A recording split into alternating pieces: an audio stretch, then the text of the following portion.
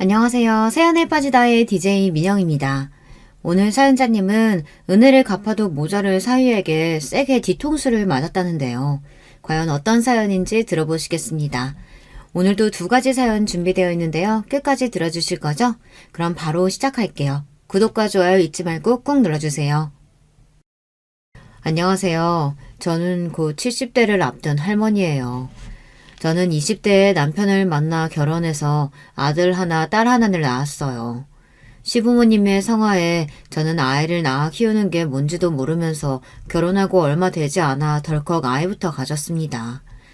시부모님은 동네에서 제일 큰 방앗간을 하고 있었는데 맏며느리였던 제가 아들을 낳으면 제 남편에게 방앗간을 물려주신다고 했어요. 나는 장남이라고 무조건 다 물려주고 그런 사람 아니다. 우리 방앗간이 어떻게 키워온 가게인데 아무한테나 줄 수는 없지. 무조건 대를 이어서 방앗간 이어갈 자식한테 물려줄 거야.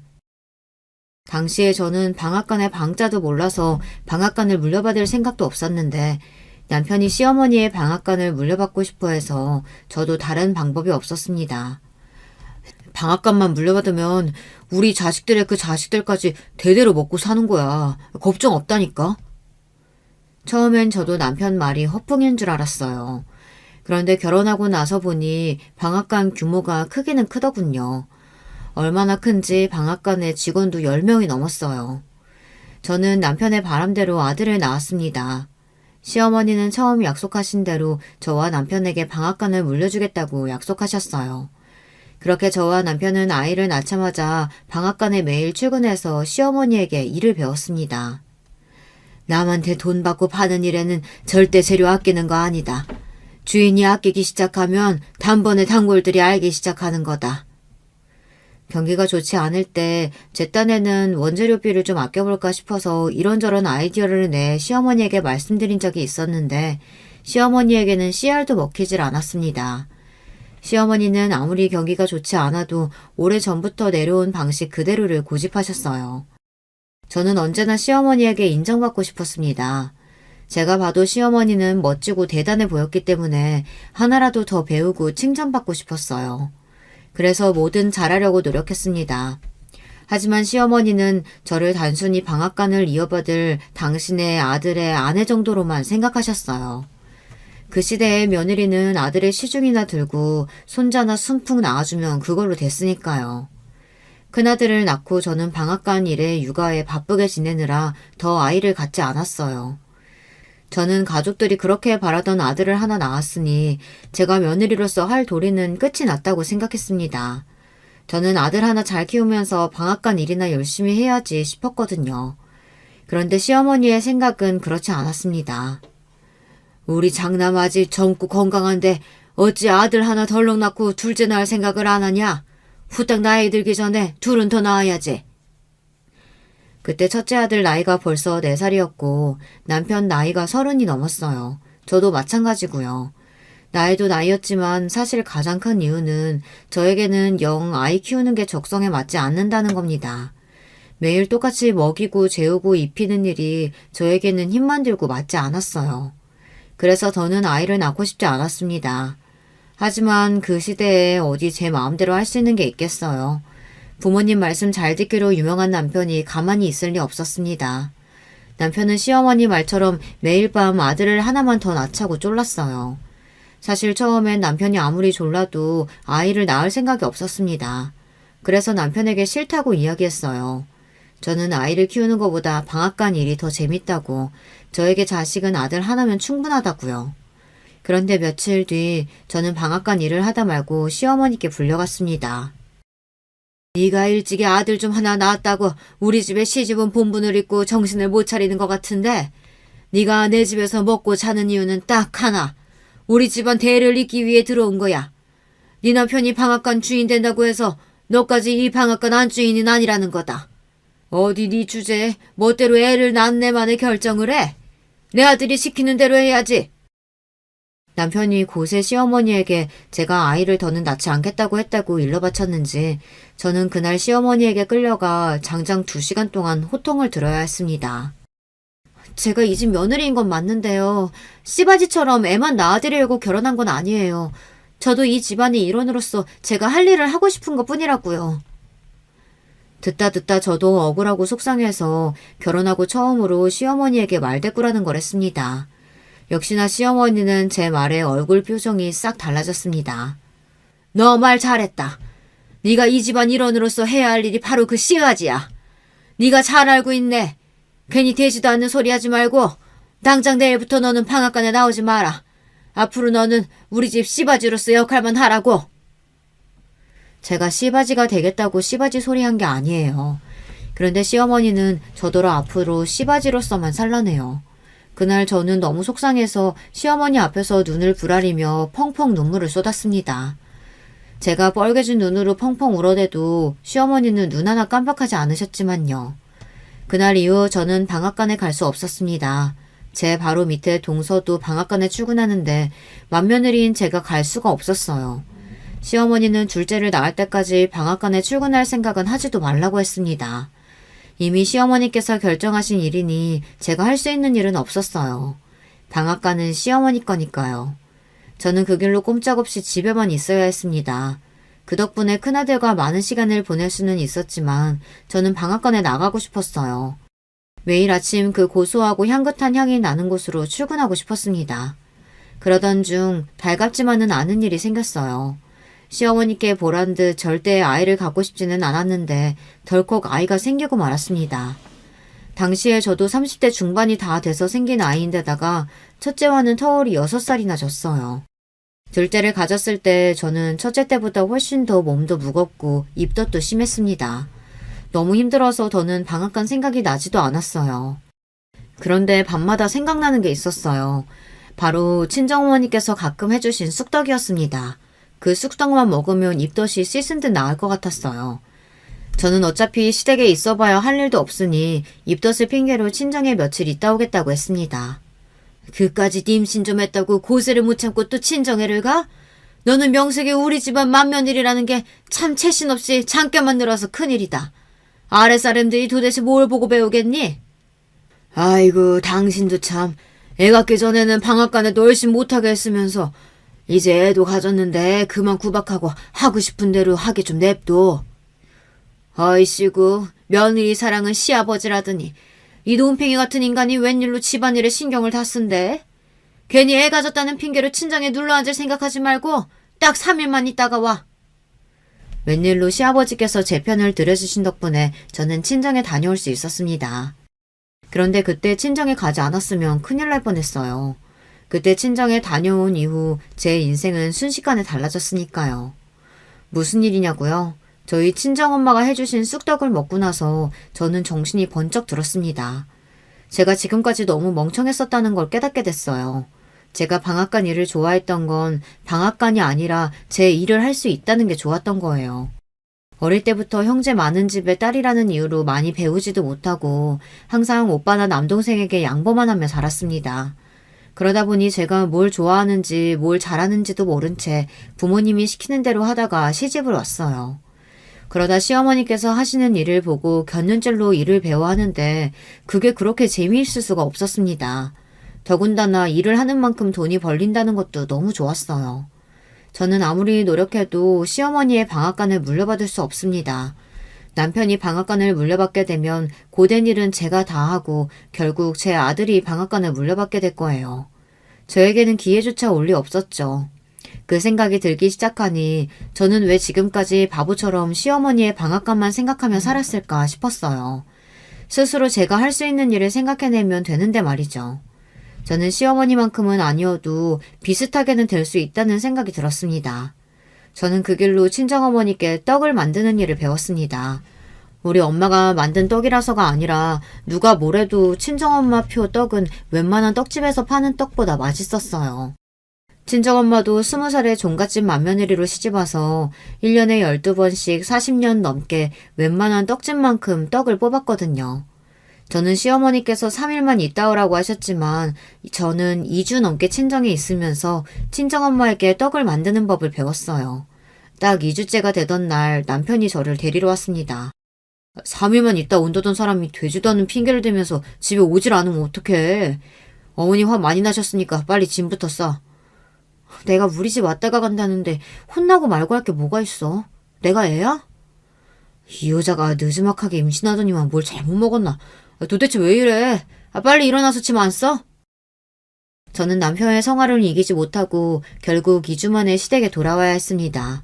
저는 시댁에 돌아와서도 곧바로 집에서 혼자 떡을 만들며 공부를 했습니다. 생각보다 떡 만드는 게 재밌고 적성에 맞더라고요. 그리고 시간만 나면 아들과 친정어머니를 모시고 여기저기 유명한 떡집을 찾아다녔어요. 그러면서 유명한 떡집이 왜 유명해질 수 있었는지 연구했습니다. 사실 저는 어릴 때부터 엄마의 사랑을 많이 받지는 못했어요. 그 시대 사람들이라면 다들 비슷하겠지만 저도 3남매 중 둘째인데다가 위로는 오빠, 아래는 남동생이라 중간에서 치여 많은 관심을 받지는 못했죠. 큰아들을 데리고 엄마와 여기저기 떡집을 다니던 그때가 그래도 제 인생 통틀어 친정엄마와 제일 가깝게 지낼 수 있는 시기였어요. 저는 떡을 핑계로 엄마를 자주 만나면서 언젠가 친정엄마와 함께 떡집을 차리고 싶었습니다. 그러던 중 생각지도 못한 일이 생겼어요. 저희 어머니가 돌아가시고 말았습니다. 며칠 전부터 소화가 안 되고 머리가 아프다고 하셔서 병원에 가자고 그렇게 말했는데 어머니는 소환제 먹으면 된다고 고집을 피우시더라고요. 그리고 며칠 뒤 오빠에게 연락이 왔는데 엄마가 갑자기 쓰러지셔서 새벽에 응급실에 갔다고 하더라고요. 그런데 의사 말이 충격적이었어요. 어머니께서 췌장암이랍니다. 이미 말기인데 전혀 몰랐냐고 가족들에게 묻더라고요. 이미 말기라 수술을 해도 소용이 없다고 마음의 준비를 하라고 하더라고요. 가족 누구도 몰랐어요. 그 연세까지 사시면서 건강검진 한번 제대로 받으신 적이 없으셨으니 알 턱이 없었죠.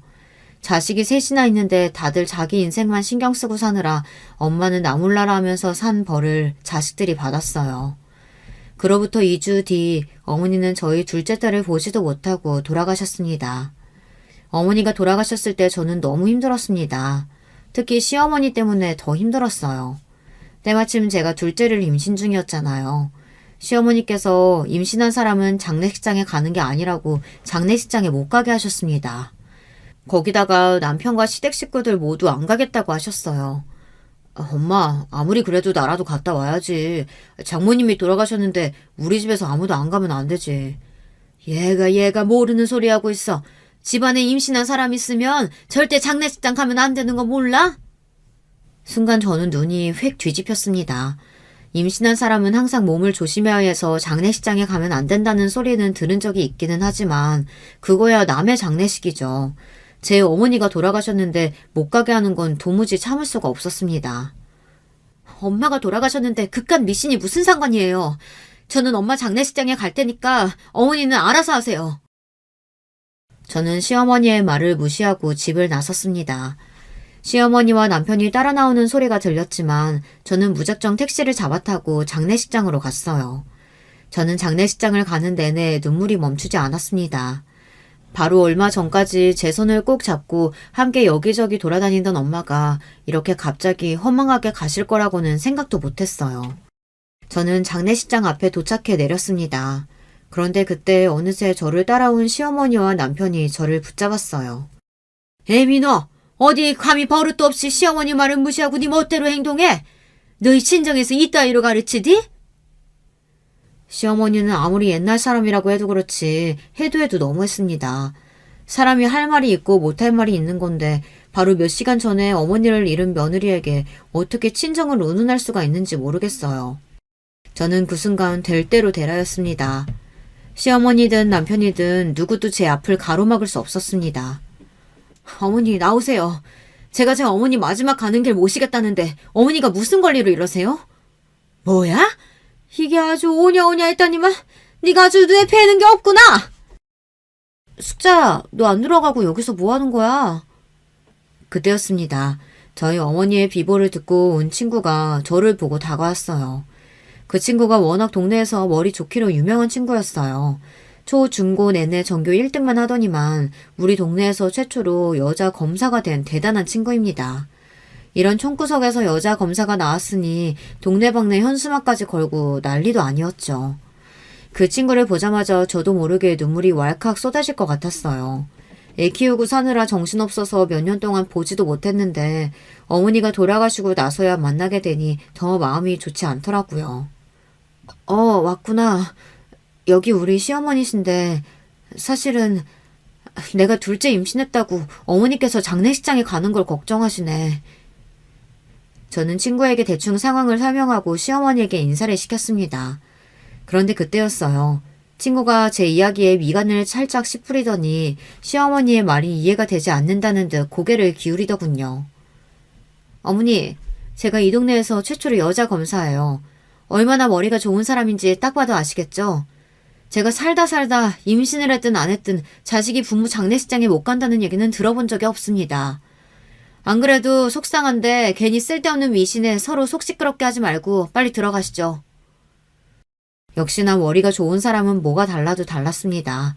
검사 친구는 단번에 시어머니를 눌러버리고 저를 데리고 장례식장 안으로 들어갔어요. 시어머니는 뒤에서 연신 궁시렁거리셨지만 저와 친구는 아랑곳하지 않았습니다. 저는 그 친구 덕분에 장례를 무사히 치르고 집에 돌아올 수 있었어요. 지금도 그때를 생각하면 제가 왜 바보처럼 굴었나 싶습니다. 제가 특별히 잘못한 것도 없는데 그렇게 시어머니 앞에만 서면 무슨 큰 죄를 지은 죄인처럼 눈치를 봤어요. 저는 친정어머니가 돌아가시고 나서 더 마음을 굳혔습니다. 떡집을 시작하기로요. 하늘나라에 계신 어머니 보란 듯 떡집을 꼭 성공시키고 싶었습니다. 저는 그날 이후 떡집을 차리기 위해 더 노력에 박차를 가했습니다. 그렇게 떡 만들기로 태교를 하던 중 둘째 아이도 출산했습니다. 둘째는 딸이었어요. 그런데 제가 딸을 낳은 지 얼마 되지 않아 동서도 아들을 출산했습니다. 집안의 모든 관심이 동서의 아들에게로 갔어요. 시부모님은 제 딸에게는 딸이라는 이유만으로 일절 관심도 없었습니다. 시부모님이 그러면 그럴수록 저는 더 승부욕이 생겼어요. 시부모님이 아무리 잘 나가도 그들의 생각이 다 옳지는 않다는 걸 보여주고 싶었습니다. 저는 둘째를 낳고 본격적으로 동네를 다니면서 제가 떡집을 할 만한 가게를 알아보고 다녔어요. 워낙 좁은 동네이다 보니 동네에서 가장 큰 방앗간집 맏며느리인 저를 모를 리 없었습니다. 제가 시내를 돌아다니며 가게 자리를 알아보고 다니니 소문이 삽시간에 퍼져 시어머니의 귀에까지 들어갔습니다. 그런 소리를 듣고 절대 가만히 계실 시어머니가 아니었어요. 시어머니는 저를 다시 불러내셨습니다. 네가 이제는 하다하다 아주 집안 망신을 다 시키고 다니는구나. 동네 사람들이 나한테 돈도 벌 만큼 벌었으면서 이제는 떡집까지 하려고 하냐고 묻더구나. 맞아요. 저 친정엄마한테 배운 기술로 떡집 차릴 거예요. 벌써 자리도 다 봐뒀고 계약만 하면 돼요. 저는 열심히 준비한 만큼 시어머니 앞에서 기죽을 필요가 없었습니다. 제가 제 힘으로 알아서 한다는데 시어머니에게 비밀로 할 필요도 없었죠. 반면 시어머니는 뭐가 그렇게 재밌는지 제 말에 배까지 잡으며 깔깔 웃으셨습니다. 네 주제에 뭐를 한다고? 떡집? 네가 우리 집 방앗간 하는 것 좀 보니까 장사가 만만해 보였나 본데 괜히 일만 들어서 내 아들 고생시킬 생각 말고 집에서 얌전히 애들이나 키워. 시어머니는 대놓고 저를 무시했어요. 저는 예상하지 않은 일이 아니다 보니 전혀 상처가 되지 않았습니다. 오히려 어떻게든 떡집을 잘해서 시어머니에게 저의 진면목을 보여주고 싶다는 생각뿐이었죠. 그로부터 딱 2년 뒤 제 소망은 이루어졌습니다. 방앗간에서 멀지 않은 곳에 9평 남짓하게 차렸던 떡집은 금방 대박이 났어요. 저는 떡집을 차린 지 5년 만에 동네에서 제일 큰 시장 중간 자리를 차지하고 8년 뒤 포장 배달까지 하기 시작했습니다. 그리고 떡집을 시작한 지 딱 10년, 제 나이 40대 중반이 되었을 때 제 이름을 앞세운 떡집은 지역 내에서 가장 큰 떡집으로 자리매김했습니다. 그때부터 월 매출이 억을 넘어가기 시작했고 직원이 10명이 넘었어요. 이쯤 되니 저희 시어머니 반응이 궁금하시죠? 사실 제가 떡집을 한 지 5년 정도 됐을 때까지만 해도 시어머니는 제 일에 일절 관심이 없었어요. 주변에서는 다들 저더러 대단하다고 칭찬했지만 시어머니는 인정하지 않으셨습니다. 오히려 저를 만날 때마다 코딱지만한 떡집이 잘 돼봐야 얼마나 잘 되냐고 콧방귀를 뀌셨죠. 그러던 중 시대가 변하면서 사람들이 더는 방앗간을 찾지 않았어요. 저희 떡집이 지역 내에서 가장 큰 떡집이 되었을 즈음 시부모님의 방앗간은 제일 잘 나가던 시기의 매출의 10분의 1도 되지 않을 정도였죠. 더군다나 언젠가부턴가는 직원들도 다 그만두고 시부모님과 남편 셋이서만 운영해도 충분했어요. 그때까지도 시어머니는 제가 이뤄낸 일에 대해 좋은 소리 한마디 하지 않으시고 인정하지 않으셨습니다. 그러던 중 그로부터 10년이 훌쩍 지나고 나서야 시어머니께서 저를 인정할 수밖에 없게 된 일이 있었습니다. 저희 딸 아들이 훌쩍 자라 성인이 되고 나서 자식들이 제 일을 도와주기 시작했어요. 아들은 서울에서 직장을 다니면서도 우리 떡집 홈페이지를 관리하며 온라인 판매를 도와줬고, 딸은 제 옆에서 떡 만드는 걸 열심히 배우면서 떡집 홍보에도 열성이었습니다. 그 덕분인지 우리 떡집이 어느새 유명세를 치러서 방송국에서까지 찾아왔어요. 텔레비전에 우리 떡집이 나오는 모습을 보고 나서야 시어머니께서 제게 한마디 하셨습니다. 그때 시어머니 연세가 8순을 바라보고 계셨어요. 네가 젊어서부터 그렇게 고집부리더니만 결국은 해내는구나. 대단하다, 대단해. 웃음기라고는 없이 무뚝뚝하게 굳은 얼굴로 이야기하셨지만 저는 알아요. 그게 시어머니 표 칭찬이라는 걸요. 제가 누구 닮아서 그랬겠어요. 이게 다 어머님 보고 배운 거예요. 어느새 세월이 흘러 저도 나이가 드니 시어머니 앞에서 너스레도 떨 수가 있게 되더군요. 시어머니도 대단하신 게 돌아가실 때까지 방앗간을 놓지 못하시고 시장 한켠 10평 남짓한 공간에서 방앗간을 하시다 돌아가셨어요. 저는 그 모습을 보고 다시 한번 배웠습니다. 저도 시어머니처럼 죽기 전까지 가게를 하다가 죽고 싶었어요. 결혼하고 아이들을 낳고 살 때까지도 저는 시어머니를 원망하며 살았습니다. 사업적으로는 존경했지만 인간적으로는 좋아하지 않았어요. 언제나 저를 인정하지 않는 시어머니가 미웠습니다. 나이가 들고 시어머니께서 꼬부랑 할머니가 되어도 제 마음은 변하지 않을 줄 알았어요. 그런데 저나 시어머니나 막상 나이가 들고 보니 우리가 서로 비슷하다는 걸 알게 됐어요. 언젠가부터 주변에서 사람들이 저와 시어머니를 보면 고부 사이가 아니라 모녀지간이라고 생각하는 사람들이 많았어요. 처음엔 아니라고 강하게 부정했지만 언제부터는 그 소리가 싫지 않았습니다. 오히려 저에게 시어머니를 닮았다고 하면 기분이 좋았어요. 시어머니도 좋아하는 눈치였고요. 고부 사이인데 우리가 닮기는 뭘 닮았냐고 투덜거리시면서도 어느새 웃고 계셨습니다. 그런 모습을 보고 남편은 아들인 본인보다 저와 시어머니가 더 닮긴 했다고 혼수를 두며 너스레를 떨었죠. 시어머니와 매일같이 티격태격했던 기억이 바로 어제처럼 생생한데 어느새 시어머니는 돌아가시고 저는 부쩍 나이가 들어 할머니가 되었습니다.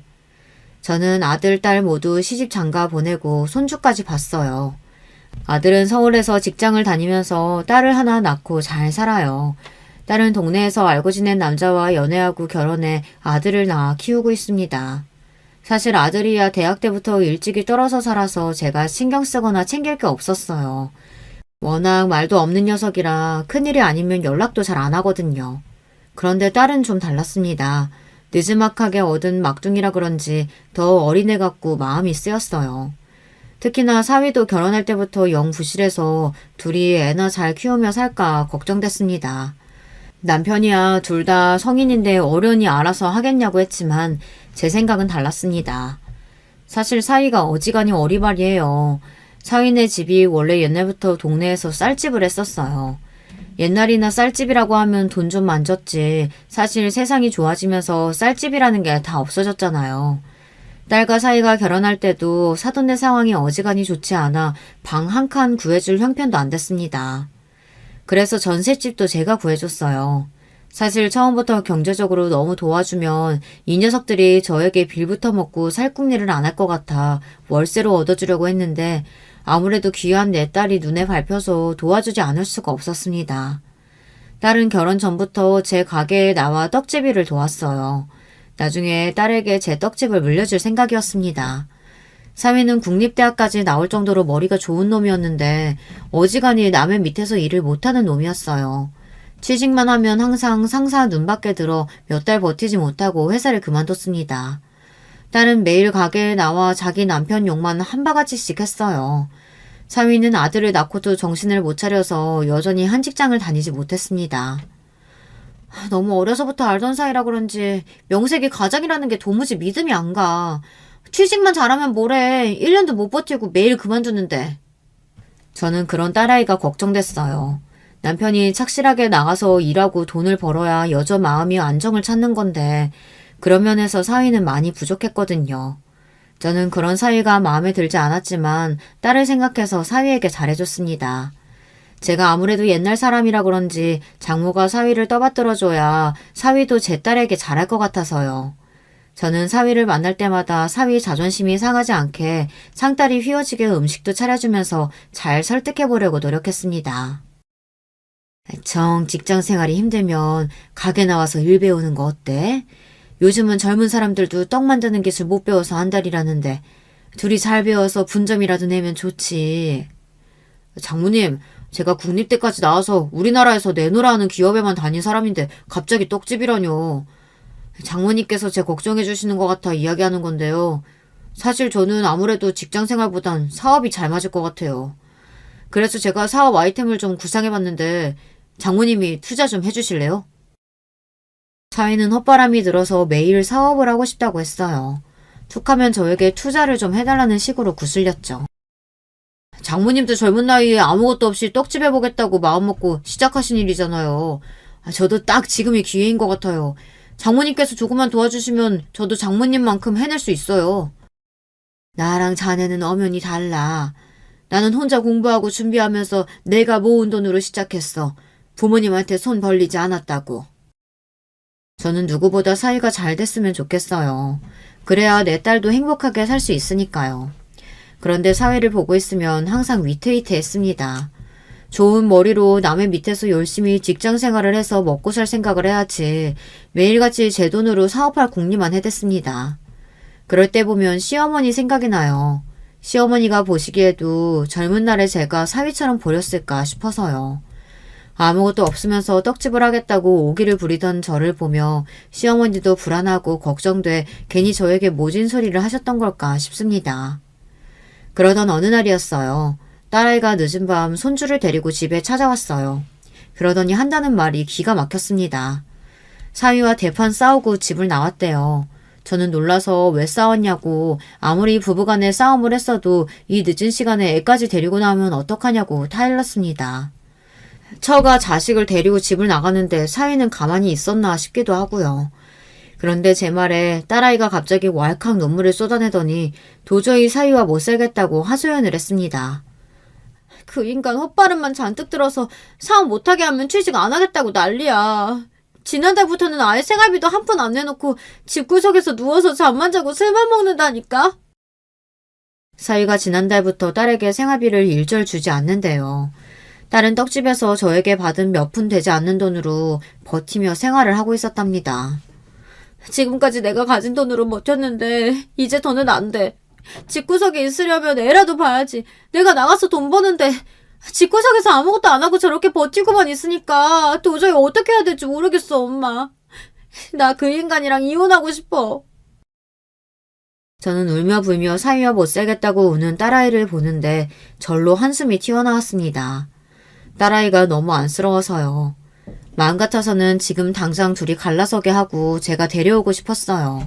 그런데 그때 손주가 이제가 돌이 지났을 때입니다. 요즘에야 여자가 이혼하고 혼자 애 키우며 사는 게 흠이 아니라고야 하지만 그때 그 시절에 어디 그랬겠습니까? 여자가 이혼하고 혼자 애 키운다고 하면 동네 사람들부터 손가락질하던 시대였죠. 저는 어떻게든 딸을 사위와 살게 해야 했습니다. 그러려면 사위가 하루라도 빨리 정신 차리고 살게 해야 했어요. 저는 곰곰이 생각한 끝에 사위를 도와주기로 했습니다. 제 눈에는 항상 사위가 영 부실하고 믿음심스럽지 않았지만 그래도 명문대를 나와 유명한 기업에서 일했던 사람인데 제가 너무 과소평가한 걸지도 모른다 생각하기로 했습니다. 제 딸과 손주를 위해서라도 사위를 한번 믿어보기로 했어요. 저는 사위의 사업에 투자하기로 했습니다. 장모님 정말 감사해요. 제가 이 은혜 절대 잊지 않겠습니다. 제가 사업만 잘 되면 장모님 힘들게 떡집 안 하시고 호강하게 해드릴게요. 사위는 제가 투자금을 주자마자 허리를 굽신거리면서 금방 절이라도 할 기세였어요. 나한테 은혜니 뭐니 갚을 생각 말고 내 딸한테나 잘해줘. 난 그거면 되니까. 저는 다시 한번 사위에게 신신당부했습니다. 사업을 한다는 게 마음먹은 것처럼 쉬운 일이 아니니 뭐든 신중하게 생각하고 결정하라고 했어요. 그 자리에서야 사위는 무조건 제 뜻대로 하겠다고 충성을 맹세했죠. 그래도 정말 다행인 건 제 투자금으로 시작한 사위의 회사가 승승장구했다는 겁니다. 처음엔 사위가 친구랑 둘이 동네에 작은 사무실을 하나 얻어 시작했던 사업이 어느새 건물 통째로 하나가 사위 회사가 됐습니다. 그 건물 앞을 지날 때마다 저는 밥을 안 먹어도 배가 불러요. 보기만 해도 속이 든든하거든요. 저는 그 건물을 볼 때마다 안도의 한숨을 쉬고는 합니다. 저렇게 대상화할 인재를 못 알아보고 사업에 투자를 안 했으면 어땠을까 해서요. 사위 사업이 잘 돼서 저야 좋기야 너무 좋아요. 주변에서 다들 부러워하기도 하고요. 그런데 걱정되는 게 한 가지 있었습니다. 바로 제 딸이었어요. 이제 잘 나가는 회사 사모님도 되었으니 마음 좀 편하게 먹고 살아도 될 텐데 자꾸만 떡집에 일하러 나와요. 물론 남편이 돈을 잘 벌어도 평생 해온 일이니 일하고 싶은 마음도 이해합니다. 그런데 딸아이가 손주를 낳고 나서 건강에 좀 이상이 생겼어요. 출산하고 얼마 뒤에 자꾸만 빈혈이 있어서 병원에 다녔는데 알고 보니 갑상선 기능 저하증이라고 하더라고요. 큰 병은 아니었지만 증상이 다양해서 수술도 해야 하고 관리도 평생 해야 했어요. 수술하고도 조금만 피곤하면 금방 재발되어서 고생이 많았습니다. 그런 와중에 엄마를 돕겠다고 자꾸 떡집에 나오니 저는 걱정을 안 할 수가 없었죠. 돈이 없어서 생활이 안 되는 것도 아니니 저는 딸이 이제 일은 좀 내려놓고 쉬었으면 하는 마음이 있었습니다. 그런데 딸이 어딘가 좀 이상했어요. 그렇게 걱정하던 남편이 돈도 잘 벌고 손주도 잘 크고 있는데 볼 때마다 애가 기운이 없고 우울해 보였습니다. 저는 그럴 때마다 걱정이 돼서 어디 아픈 거 아니냐고 병원에 가봐야 하는 거 아니냐고 했는데 딸은 괜찮다고만 했어요. 저는 괜찮다는 말이 참 싫습니다. 저희 친정엄마가 매일 그렇게 괜찮다고만 하다가 암인 줄도 모르고 하루아침에 돌아가셨잖아요. 저는 그래서 누가 먼저 말하지 않아도 몸이 조금만 이상하다 싶으면 알아서 병원에 가서 싹 검사를 합니다. 나중에 문제 생기면 결국은 자식들이 다 고생이니까요. 그런 저를 보고 자랐으면서도 딸은 본인 몸을 잘 챙길 줄 몰랐어요. 딸을 보고 있으면 꼭 우리 친정엄마를 보고 있는 것 같았습니다. 항상 본인보다 자기의 아들이나 남편이 먼저였어요. 딸은 매일 새벽같이 떡집에 나오면서도 남편 아침밥을 꼭 차려주고 나와요. 사위가 사장이라 출퇴근 시간도 자유로워서 손주를 유치원에다 데려다줘도 되는데 본인이 꼭 새벽에 나오면서 자는 애를 차에 태워 새벽에 나옵니다.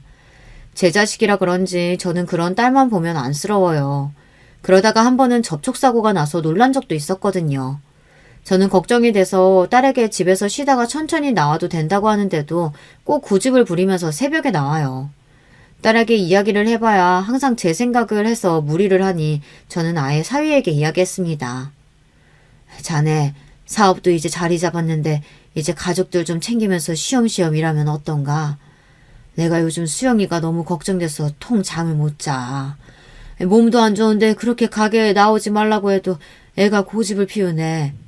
자네가 수영이한테 이제 좀 집에서 쉬면서 내조나 좀 하라고 이야기해줘. 딸이 제 이야기는 안 들어도 자기 남편 말은 들을까 싶어 사위에게 부탁했습니다.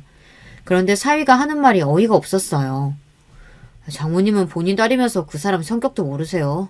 무조건 자기 손으로 다 해야 직성이 풀리는 사람이에요. 그렇게 피곤하게 사니까 그런 이상한 병에도 걸리는 거죠. 저는 순간 제가 말을 잘못 들었나 싶었습니다. 그렇지 않고서야 자기 아내가 아픈데 저딴 소리를 할 수가 없었죠. 물론 제 딸이 고생을 사서 하는 성격이기는 해요.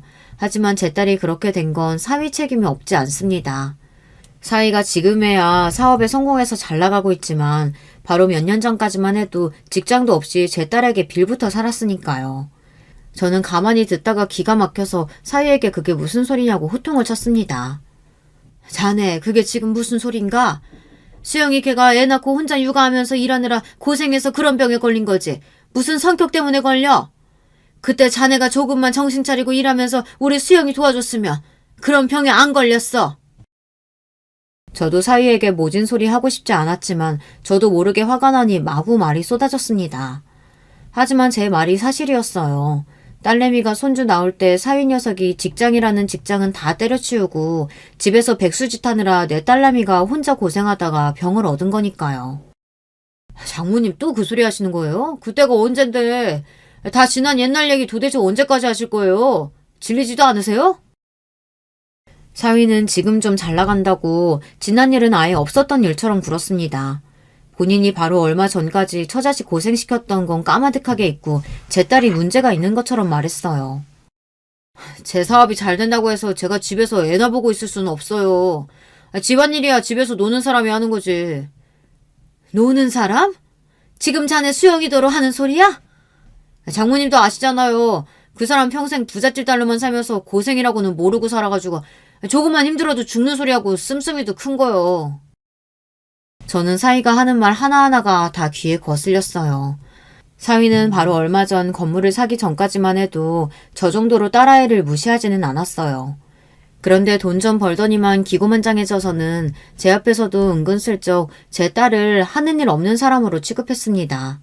더군다나 제가 딸을 오냐오냐 키워서 제 딸이 철이 없다는 식으로 몰아갔어요. 물론 제 딸이 어릴 때부터 고생이라고는 모르고 경제적으로 유복하게 자랐지만 그렇다고 남편이 번 돈 흥청망청 쓰는 애가 아니에요. 사위가 돈 좀 번다고 유세를 부리는 꼴이 더는 보기 싫어 저도 좋게 좋게 넘어갈 수가 없었어요. 자네, 누구 덕분에 그렇게 됐는지 잊었나? 내 딸이 지금까지 고생하고 산 덕분에 지금의 자네가 있는 거야. 나랑 수영이 아니었으면 자네 사업자금 누가 줬겠어? 저 사업 시작할 때 투자금 좀 주셨다고 또 생색내시는 거죠? 아유, 장모님이 이러니까 제가 장모님 앞에서는 무슨 말을 못해요. 사위는 제가 투자금 좀 줬다고 생색낸다고 투덜거리더니만 뒤도 안 돌아보고 집에 가버렸습니다. 저는 사위가 하는 꼴이 마음에 들지 않았지만 제가 더 말해봐야 뭐하겠어요. 다 자기 잘난 맛에 사는걸요. 저는 다 큰 딸과 사위의 일이니 더는 말하지 않기로 했습니다. 저까지 나서봐야 오히려 더 문제만 생기는 것 같아서요. 저는 다른 건 바라는 게 없어요. 딸과 사위가 싸우지 않고 잘만 살아주면 그걸로 충분했습니다. 그날 이후 저는 딸과 사위 일에 더 신경 쓰지 않으려고 했어요. 사실 사위 말이 다 틀린 건 아닙니다. 제가 딸을 과보호하면서 키우기는 했어요. 제가 딸이라서 부모에게 받지 못한 애정과 관심을 제 딸에게는 다 주려고 부단히도 노력했습니다. 그러다 보니 남편도 지금까지 저에게 왜 그렇게 다 큰 딸을 옆에 끼고 있냐고 시집가서 자기 가정을 꾸렸으면 알아서 살게 독립을 시켜야 한다고 했습니다. 그런데 저는 아직도 딸이 못 믿어요. 딸을 못 믿는 게 아니라 딸에게 힘든 일이 생기지 않았으면 좋겠어요. 혹시나 딸에게 힘든 일이나 어려운 일이 생기면 다 제가 해결해주고 싶어요. 하지만 저도 제 방식이 무조건 옳지 않다는 걸 시간이 갈수록 조금씩 알게 됐어요. 딸아이가 갑상선 기능 저하증으로 고생할 때 저는 딸아이가 아파하는 모습을 보는 게 너무 힘들어서 저까지 병이 날 지경이었어요. 저는 무슨 수를 써서든 딸의 병을 고쳐주고 싶었어요. 저는 갑상선에 좋다는 음식이며 약을 매일 사다 달랐고 잘 고친다는 병원이면 한의원도 다 알아봐서 몇 시간씩 걸리는 다른 지역까지 딸을 데리고 다니며 치료했습니다. 그때도 남편과 사이가 저에게 유난이라고 병은 의사가 고치는 거지 절대 제가 고칠 수는 없다고 했어요. 아이고 누가 보면 딸이 죽을 병이라도 걸린 줄 알겠네. 수술만 하고 관리 잘하면 되는 병 가지고 아주 유난을 떤다. 내가 사위 보기가 부끄러워 죽겠다. 아버님 말씀이 맞아요, 장모님. 갑상선이라는 게 원래 성격이 예민하고 면역력이 약한 사람들이 걸리는 거예요. 괜히 그렇게 여기저기 싸돌아다니다간 더 병날 수 있어요. 아버지라는 인간이나 남편이라는 놈이나 다 똑같았습니다. 가족이 아프다는데 어떻게 저렇게 태연하게 굴 수 있는지 모르겠어요. 딸이 아프다는데 아비라는 인간이 말하는 것 좀 봐. 큰 병이든 작은 병이든 애가 아프다는데 부모가 돼서 어떻게 가만히 있어. 어떻게든 고쳐줘야지. 그리고 자네도 그렇게 말하는 거 아니야. 아내를 생각하면 어떻게든 낳게 해주려고 노력을 해야지. 이 서방이 다 수역이 생각해서 하는 말인데 당신이야말로 장모가 돼서 사위한테 왜 그렇게 소리를 질러? 남편이라는 인간은 평생 도움이 되질 않았어요. 사위가 처음에 장가와서 제대로 된 직장도 없이 딸 고생시킬 때는 무슨 저런 애한테 딸을 시집 보내느냐고 노발대발 하더니만 사위가 사업이 잘 되기 시작하자마자 아주 사위 쪽으로 착 붙어서는 자기가 낳은 딸보다 사위 편을 들었습니다. 그런데 그때 일이 좀 있었어요. 저는 딸을 생각해서 유명하다던 한의원에서 약을 지어다 먹였는데 그 약이 딸이 치료를 받으며 먹는 약과 잘 맞지 않았는지 딸이 한 달 사이에 10kg가 찌고 말았습니다. 몸이 아파서 잘 먹지도 못했는데 약 부작용으로 몸이 부어서 완전히 다른 사람이 되어버렸죠. 그때 찐 살을 빼고 원래 몸으로 돌아오는데 몇 달이나 걸렸어요. 그러게 다 큰 자식 병원에서 알아서 치료받게 놔두라니까. 무식한 예편이가 괜히 나서서 일을 키워. 남편은 유난 떨다가 결국은 사고 칠 줄 알았다며 저에게 난리를 쳤어요. 수영아, 엄마가 너무 미안해. 엄마는 아는 사람이 그 한의원에서 지은 약 먹고 갑상선 저하증이 씻은 듯이 싹 좋아졌다길래 그 말을 철석같이 믿었지 뭐야. 제가 늙기는 늙었나 봐요. 얼마 전까지만 해도 한 번 들으면 금방 외울 정도로 정신이 말짱했고 젊은 사람들 말도 척척 알아들었는데 어쩌다가 이런 바보가 됐는지 남의 말만 믿고 딸애를 사지로 내몰았어요. 그나마 약 부작용이 몸이 붓는 거길래 망정이지 혹시나 갑상선 수치가 올라가기라도 했으면 정말 큰일 날 뻔했습니다. 엄마 괜찮아. 나도 잘 알아보지도 않고 좋다고 먹었는데 뭘. 안 그래도 운동하려고 했었는데 이 기회에 운동이나 좀 열심히 하지 뭐. 안 그래도 애 낳고 찐살 안 빠졌다고 매일 징징거렸는데 거기서 10kg가 더 쪘으니 저 살을 다 언제 뺀대. 남편이고 사위고 하는 말이 다 듣기 싫고 거슬렸지만 제가 지은 죄가 있으니 찍소리도 할 수 없었습니다. 그 이후로 딸 일에 관해 오지랖을 부리지 말아야지 다짐하고 또 했는데도 이게 생각처럼 쉽지가 않더군요. 딸한테 무슨 일만 생겼다 하면 가만히 있을 수가 없었어요. 그러던 어느 날이었어요. 웬만하면 딸내 일에 신경 안 쓰려고 몇 달 거리를 두고 지냈습니다. 제가 참견 안 해도 저보다 똑똑해도 훨씬 더 똑똑한 젊은이들이 어련히 알아서 할까 싶어서요. 그런데 도저히 참견하지 않고는 안 되는 일이 생겼어요. 그때가 어버이날이 얼마 남지 않은 주말이었습니다. 저는 당연히 딸내가 집에 올 줄 알았어요. 매년 어버이날이면 미리 와서 같이 밥도 먹고 근처 나가 바람이라도 쐬고 왔거든요. 그런데 주말이 다 지날 때까지 딸이고 사위고 연락이 없었습니다. 저는 둘 다 많이 바쁜가 싶어 이번 어버이날은 그냥 넘어가는가 보다 했습니다. 그래서 서울 사는 아들 식구들하고만 간단하게 밥을 먹고 왔어요. 그런데 그날 저녁에서야 사위에게 전화도 아니고 문자 한 통이 왔습니다. 저는 무슨 일인가 싶어 바로 문자를 확인했어요. 그런데 문자 내용이 충격이었어요. 내가 예정 생각해서 웬만하면 참고 살아보려고 했는데 도저히 안 되겠어. 당신이 당신 딸 족같이 키웠으니까 지금 와서 당장 당신 딸 데려가. 내가 당신 딸 반품할 거니까. 순간 저는 손이 부들부들 떨렸습니다. 제가 혹시나 잘못 본 건가 싶어서 눈을 몇 번이고 비볐어요. 그런데 제가 본 문자 메시지는 사실이었습니다. 저는 너무 놀라서 그 길로 사위에게 전화를 걸었어요. 그런데 사위는 전화를 받지 않았습니다. 곧바로 딸에게 전화를 걸었는데 한참 통화음이 가다가 딸이 전화를 받았어요. 그런데 딸아이가 펑펑 눈물을 쏟고 있었습니다.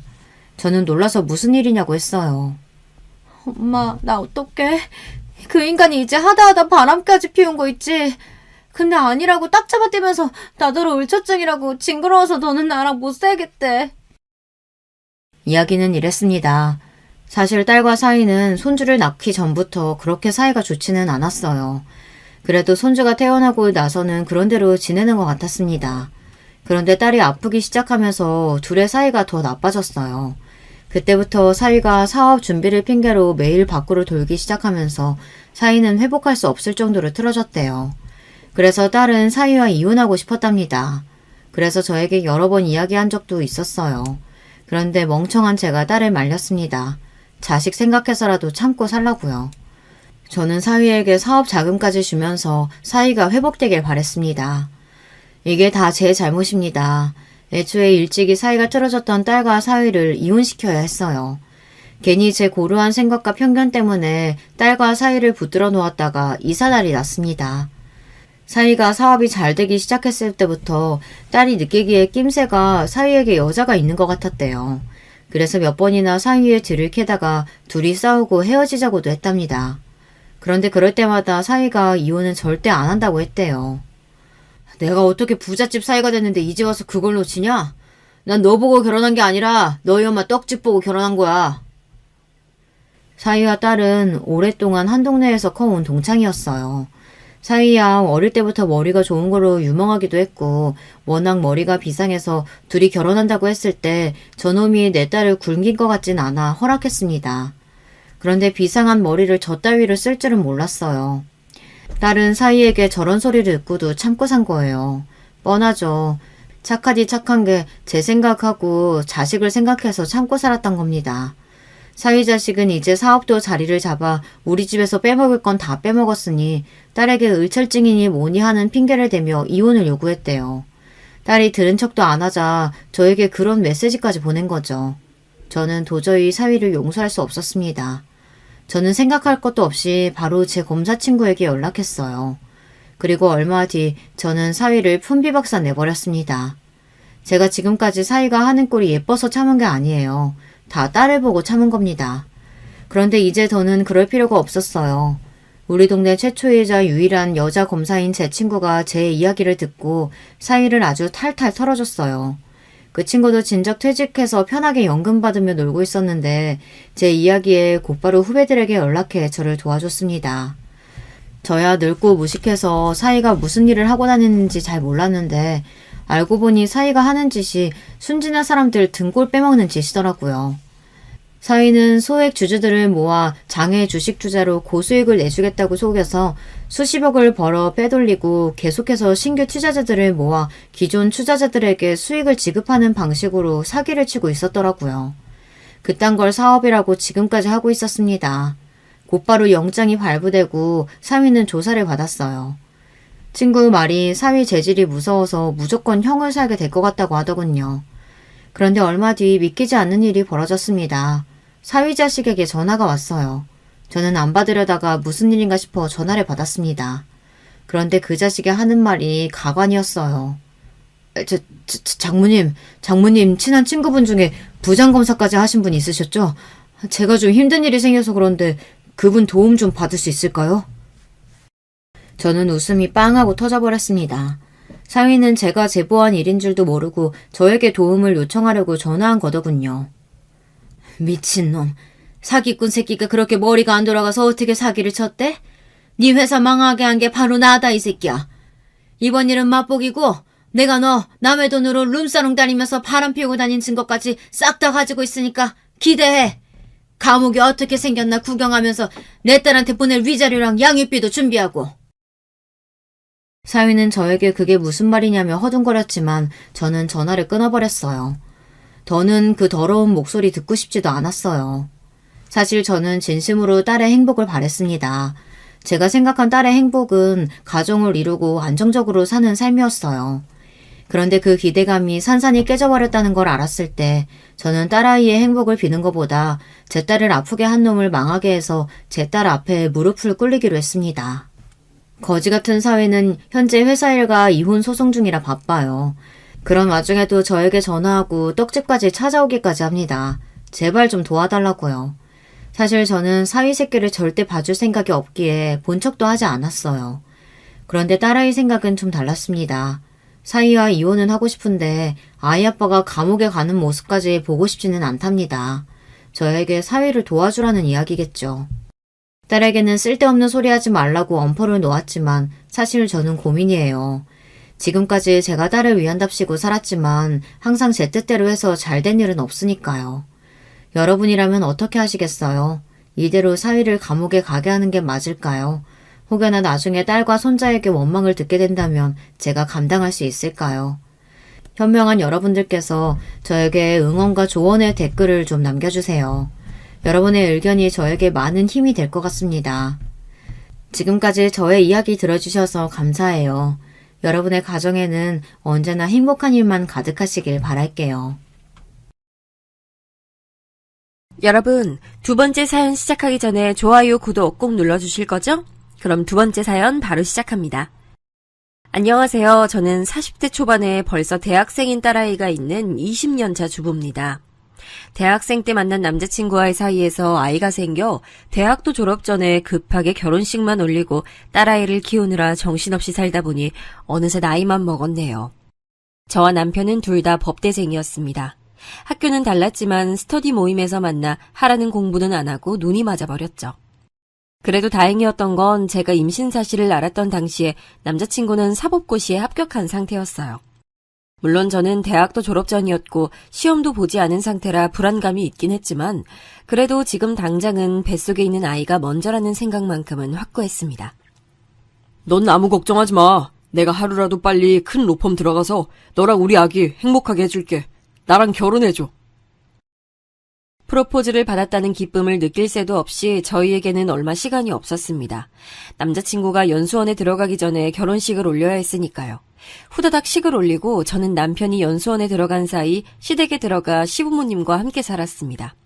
저희 시댁은 모두 법조인 집안이었어요. 시부모님 두 분 모두 변호사였고 제 남편도 곧 변호사가 될 예정에 도련님도 법대에 다니고 있었으니까요. 반면 저는 어린 나이에 아무것도 모르는 상태로 아이를 낳고 돌보느라 하루하루가 전쟁터였습니다. 거기다 딸아이가 몸이 좀 약했어요. 태어날 때부터 선천적으로 심장이 약하게 태어나 초등학교 때는 학교에 가는 날보다 병원에 가는 날이 더 많았죠. 저는 아픈 아이를 돌보면서도 항상 바쁜 남편과 시부모님 내조를 하느라 한시도 쉴 틈 없이 지냈습니다. 시간이 얼마나 빠른지 어느새 저희 딸아이도 법대에 들어갈 정도로 시간이 흘렀네요. 저는 이제서야 제 스스로를 돌아볼 수 있는 시간이 생겼어요.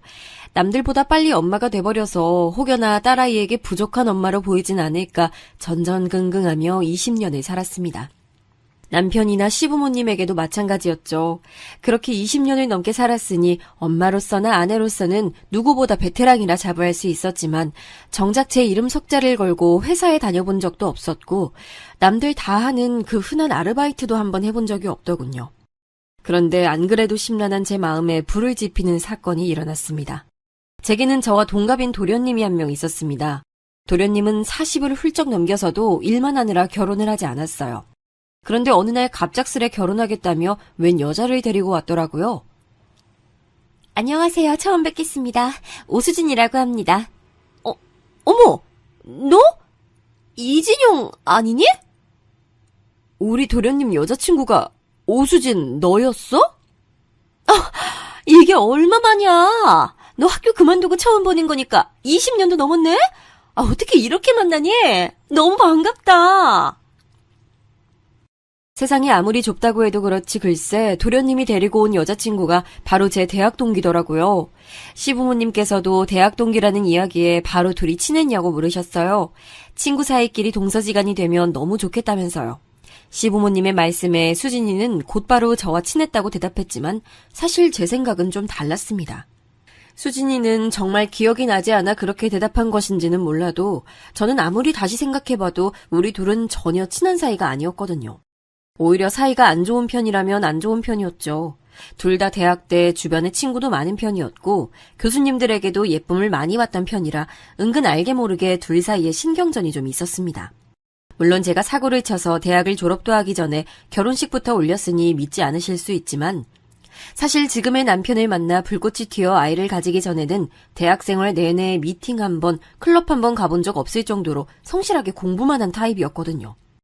사실 저와 수진이가 처음부터 사이가 안 좋았던 건 아니었어요. 대학 때 일입니다. 함께 과제 준비를 한 적이 있었는데 당시 제가 생각했던 수진이의 이미지와는 달리 막상 함께 과제를 하다 보니 은근 얄미운 타입이더군요.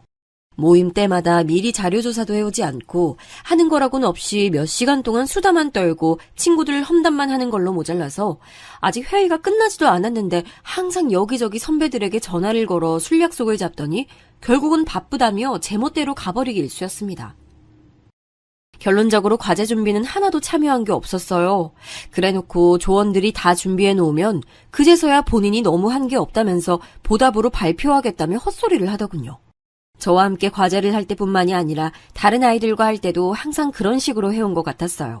그런데 오수진 주변에는 워낙 대단한 선배들이 많아서 족보도 잘 구하고 선배들도 많이 소개해주고 그래서 그랬는지 아이들이 은근 싫은 소리를 못하더라고요. 그런데 저는 그런 부분에 있어서 잘 참고 좋게 넘어가는 편이 아니었어요. 말을 마음에 담아두지 못하는 성격이었죠. 그렇게 미안했으면 어제라도 밤새워서 자료조사라도 했어야지. 이제 와서? 마치 네가 다 준비한 것처럼 발표를 하겠다고? 말했잖아. 어제는 몸이 너무 안 좋았다니까? 그리고 솔직히 우리 조원 중에 내가 발표 제일 잘하잖아. 저번 모의 토론 때 점수도 내가 제일 좋았던 거. 기억 안 나? 이번 과제가 모의 토론도 아니고 네가 조사한 내용도 아니잖아. 아무리 말을 잘해도 준비도 안 된 상태에서 무슨 발표를 한다고 그래? 그러다 발표 망치면 네가 책임질 거야? 와, 너? 네가 조사 좀 많이 했다고 되게 생색낸다. 그래, 그럼 발표도 잘난 네가 다 하면 되겠네. 완전 잘난 척 오지네. 짜증나. 네가 다 해먹어라. 그뿐만이 아니었어요. 조언이었던 애들 앞에서 제가 자신에게 싫은 소리 좀 한 거에 기분이 상했는지 그때부터는 아예 저를 대놓고 싫어했어요. 제가 뭐만 하면 꼬투리를 잡고 자신과 친한 애들과 무리지어 다니며 은근 비아냥거리더라고요. 그리고 문제는 그뿐만이 아니었습니다. 어느 날 갑자기 교수님께서 저를 부르시더라고요. 교수님, 제가 그런 거 정말 아니에요. 제가 선배 중에 아는 사람도 없는데 족보를 어디서 구했겠어요. 네가 돌린 족보라고 벌써 소문이 났던데 자꾸 아니라고 잡아댈 거야? 나중에 한 일이긴 하지만 족보를 돌린 건 오수진이 한 일이었더라고요. 일부러 저에게 덮어 씌운 것인지까진 확실하지 않았지만 어쨌든 제가 하지도 않은 일을 가지고 교수님께 불려간 것도 모자라 저는 그 교수님 수업에서 최고 낮은 학점까지 받았습니다. 그러니 절대 잊으려 해도 잊히지 않았죠. 그런데 그런 애와 동서지간이 될지도 모른다뇨. 하지만 어쩌겠어요. 제가 싫다고 결혼을 하지 말라고 할 수도 없는 노릇이고 한편으로 생각해보면 그것도 이미 20년이나 지난 옛날 일이었으니 오수진 입장에서는 기억을 못할 수도 있겠다 싶었습니다. 그리고 대학 때는 제가 이 친구보다 성적도 더 좋았고 인성도 더 나았다고는 해도 어쨌든 제가 딸아이를 키우느라 정신없이 살던 사이 이 친구는 그 어렵다는 사법고시까지 패스해 변호사가 되었더군요. 형수도 학교 다닐 때 성적 좋았잖아요. 형수도 계속 공부했으면 지금 당연히 변호사하고 있을 텐데. 그 어린 나이에 사고치고 결혼해서 애 키우고 사느라 대학 졸업도 못했는데요, 뭐. 아무리 그래도 너무 아깝잖아요. 형수도 안 늦었어요. 지금이라도 로스쿨 들어가서 시험 봐요. 자기야, 희망 고문도 적당히 해야지. 얜 대학 졸업을 못했잖아. 대학 졸업장도 없는데? 로스쿨을 어떻게 가? 참. 그러고 보니 형수는 졸업을 못했구나. 괜찮아요, 도련님. 대신 저는 우리 딸내미 저렇게 예쁘고 훌륭하게 키워서 법대까지 보내고 제 남편이 로펌 수석 변호사까지 됐잖아요. 저는 누가 제게 뭐라고 한 것도 아닌데 괜히 마음이 불편해 그 자리를 피해 주방으로 왔습니다. 디저트를 준비하겠다는 명분으로요. 안 그래도 최근에 자존감이 많이 떨어져 있던 상황이었는데 변호사가 된 대학 동기까지 만났으니 저는 더 감정이 좋지 않았죠. 그런데 그때 마침 오수진이 주방까지 따라 들어오더군요. 어머? 이 쿠키며 케이크 다 네가 만든 거야? 너무 맛있겠다. 너 변호사는 못 됐어도 이 정도 실력이면 카페는 할 수 있겠는데? 딸아이가 어릴 때부터 몸이 약해서 먹는 게 예민했거든. 그래서 집에서 항상 만들어 먹이다 보니 이제 웬만한 건 다 내가 만들어.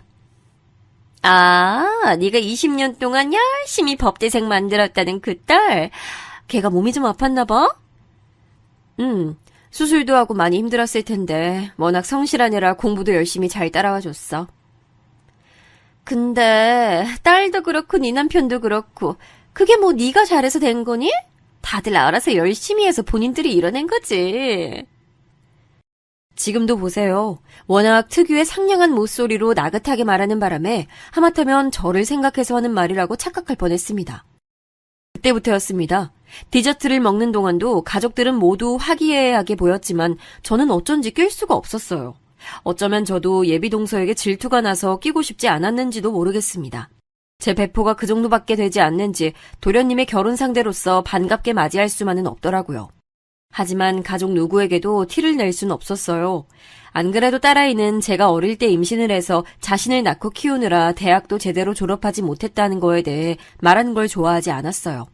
한창 예민했던 사춘기 시기에 저희 친정에 가면 친정 부모님께서 딸아이 앞에서 한 번씩 푸념하시곤 했거든요. 저는 그럴 때마다 딸아이에게 미안해서 항상 저는 괜찮다며 사실 공부가 적성에 맞지도 않았다고 너희 아빠를 만나 너무 행복하고 감사한 마음으로 살고 있다고 잔뜩 포장해서 이야기하곤 했습니다. 그래서 지금에 와서야 제가 느끼고 있는 이 감정과 아쉬움을 누구에게도 들키고 싶지 않았어요. 그런데 제게 새로운 고난이 닥쳐왔습니다. 그 고난은 바로 제 동기이자 동서지간이 될지도 모를 오수진 그녀였죠. 처음 인사를 왔던 날 저를 은근히 무시했다고 생각했던 제 촉이 역시나 틀리지 않았더군요. 어느 날이었습니다.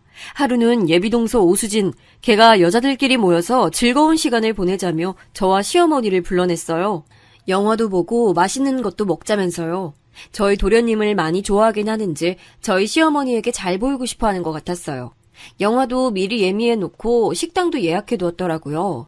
그런데 수진이가 회사 일이 바쁜지 영화를 보는 동안도 몇 번씩 회사에서 전화가 오더라고요.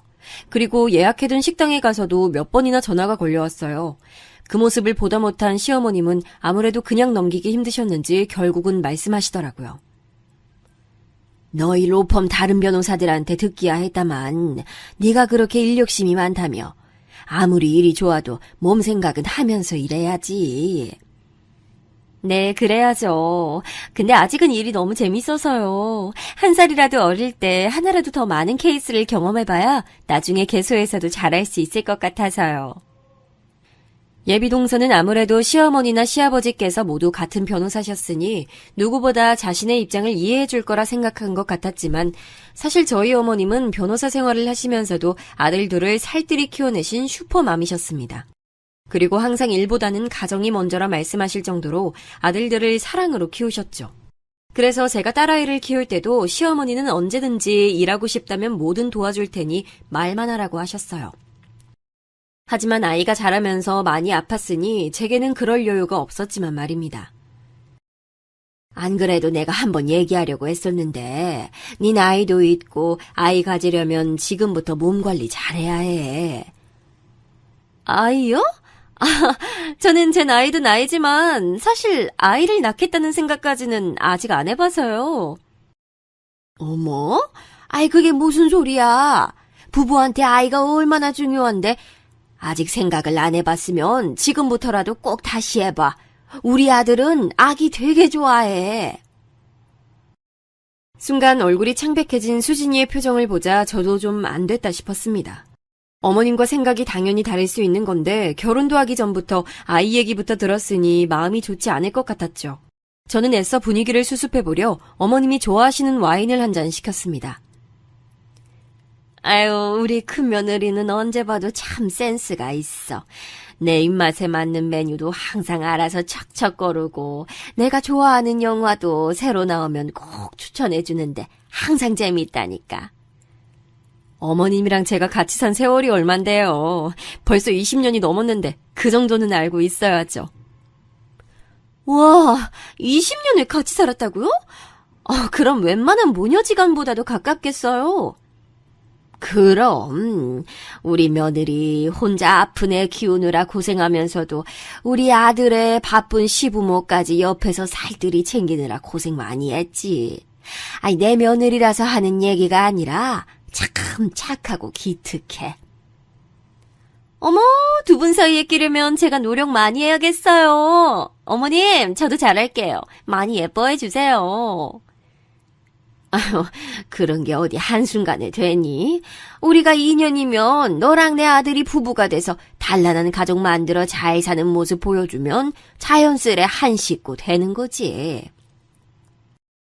수진이는 저와 시어머니의 사이가 부러워 샘이 났는지 시어머니가 잠깐 화장실 가신 사이 제게 시부모님이 역시 재력이 있어서 그런지 며느리들한테 서로 잘하라고 은근 경쟁을 시키는 거라며 비아냥거리더라고요. 저는 절대 그런 분이 아니라고 선을 그었어요. 그러자 제게 나중에 물려받을 재산 바라고 잘하는 거면서 착한 척하지 말랍니다. 정말 기가 막히더군요. 역시 예전에도 툭하면 남의 험담만 하더니 전혀 변한 게 없어 보였어요. 그렇게 시간이 흘러 저희 도련님과 예비동서는 무사히 상견례를 마치고 결혼 날짜까지 잡았습니다. 결혼식을 며칠 남기지 않고 어느 날 예비동서가 친정 부모님께서 가져다 드리라고 했다면서 웬 고가의 상품권 봉투를 가져왔더라고요. 참, 형님은 예단 뭘로 하셨어요? 상품권 아니면 그냥 현금? 아이고, 우리 큰 며느리야. 제일 큰 선물인 우리 큰 손녀 만들어 왔잖아. 상품권이니 돈이니 그런 게 다 무슨 소용 있어. 우리 손녀가 최고지. 아무리 그래도 요즘 세상에 어떻게 맨몸으로 시집을 와요. 우리 시부모님 너무 좋으신 분들이다. 그쵸, 형님? 어머니 앞이라고 꼬박꼬박 말은 높이고 있었지만 저번처럼 은근 저를 무시하는 행동은 여전했습니다. 이쯤 되니 저와 한번 해보자는 건가 싶었죠. 아마도 저번 일 때문에 더 심해진 것 같았어요. 하지만 대놓고 싸움을 걸어오는 것도 아니었으니 제 입장에서 괜히 대꾸에 문제를 일으킬 수는 없었어요. 그러는 사이 어느새 도련님과 수진이는 결혼식을 올렸습니다. 대학 때는 몰랐던 사실인데 수진이네 친정 부모님 두 분 모두 미국에서 변호사 일을 하고 계시더라고요. 그래서 결혼식 준비 내내 한 번도 보질 못하고 식이 끝나자마자 다시 미국으로 돌아가셨다네요. 수진이는 대학 때부터 혼자 한국에서 생활해서 항상 가족들끼리 북적이며 사는 모습이 부러웠답니다. 그래서 만약 결혼하게 되면 시부모님과 함께 살고 싶었다면서 결혼을 하고도 저희 시부모님이 사는 집에 들어와 살겠다고 하더라고요. 어른들은 당연히 좋아하셨지만 저는 오수진의 그 새까만 속을 모르지 않았어요. 얼마 전 만났을 때 시부모님께서 이야기한 게 있었거든요. 평생 변호사 생활을 하시며 바쁘게 사셨으니 은퇴하고 나면 미리 사둔 시골 별장에 내려가서 소일거리나 하며 한가로이 살 거라고 하시면서 그 전까지만이라도 자식들과 손주들과 북적거리며 살고 싶다고 하시더라고요. 그러고는 시아버지께서 제게 그때까지 함께 살아주면 결혼하고 내내 시부모 모시고 사느라 고생했으니 지금 사는 주택을 증여해주겠다고 농담 섞인 말을 하셨어요. 당시에는